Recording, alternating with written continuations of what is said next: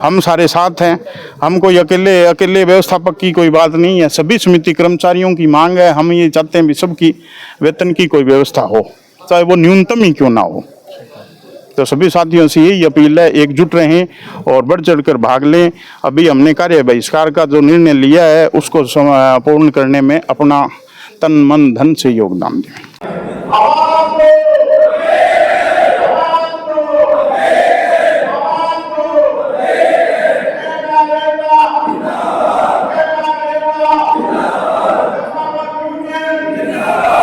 हमारी मांगे पूरी करो, हमारी मांगे पूरी करो। व्यवस्थापक यूनियन जिंदाबाद। आवाज दो, हम एक हैं, आवाज दो, हम एक हैं। हमारी मांगे पूरी करो, वरना कुर्सी छोड़ दो, वरना कुर्सी छोड़ दो। साडा हक, साडा हक, साडा हक। व्यवस्थापक एकता जिंदाबाद, व्यवस्थापक एकता जिंदाबाद। हमारी मांगे पूरी करो, वरना कुर्सी छोड़ दो, वरना कुर्सी छोड़ दो। व्यवस्थापक यूनियन जिंदाबाद, व्यवस्थापक यूनियन जिंदाबाद। सहकार एकता जिंदाबाद, सहकार एकता जिंदाबाद। साडा हक मिलते हैं, साडा हक मिलते हैं।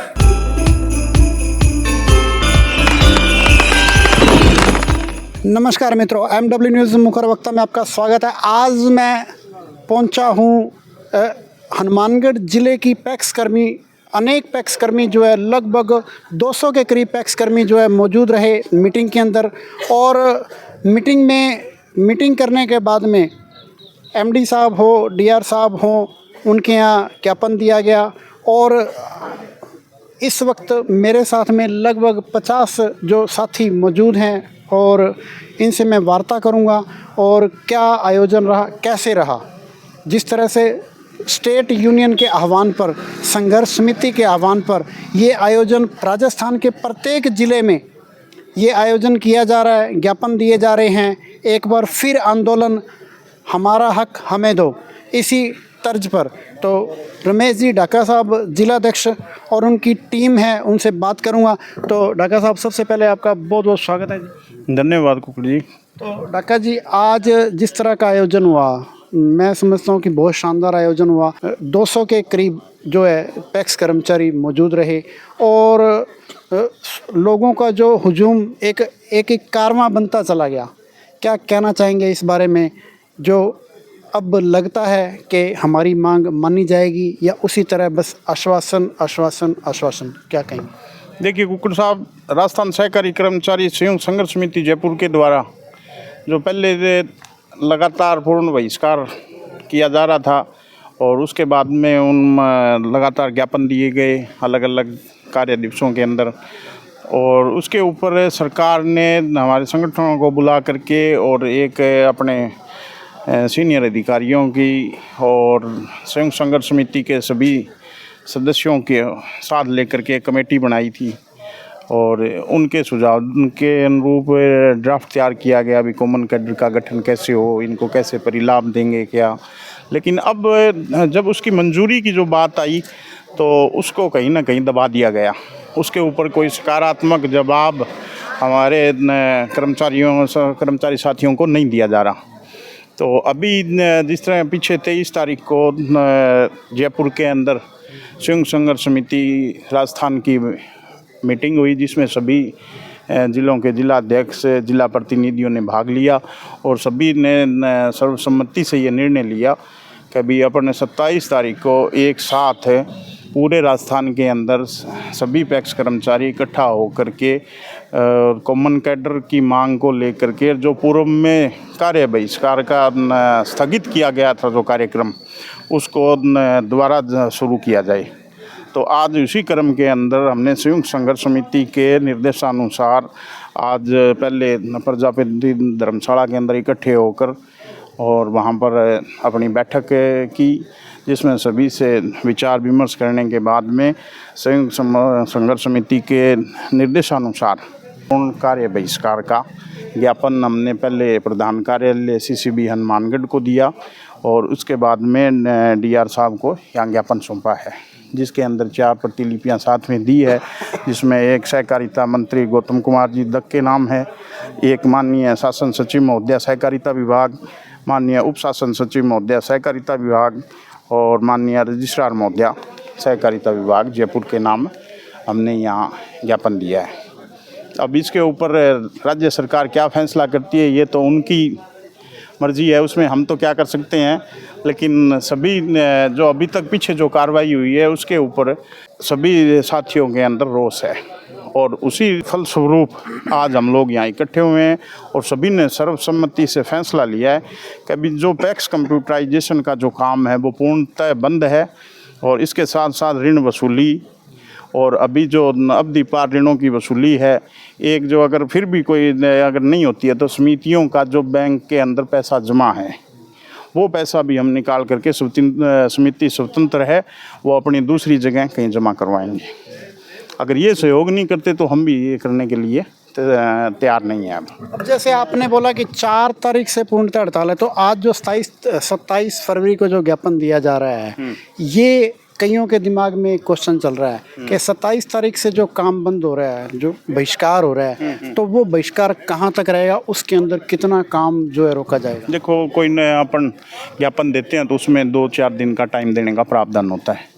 तो जैसा संयुक्त संघर्ष समिति जयपुर का निर्देश है उसी अनुरूप 4 तारीख तक अगर सकारात्मक निर्णय नहीं होता है तो हम ये आगामी सभी कदम उठाने के लिए स्वतंत्र होंगे। उसके बाद में पूर्णतः तालाबंदी करने की तैयारी है। तो जिस तरह से आज हनुमानगढ़ जिले के पैक्स कर्मियों ने अपनी मौजूदगी दर्ज करवाई है, क्या लगता है आपको कि इसी तरह से एकता बनाए रखेंगे?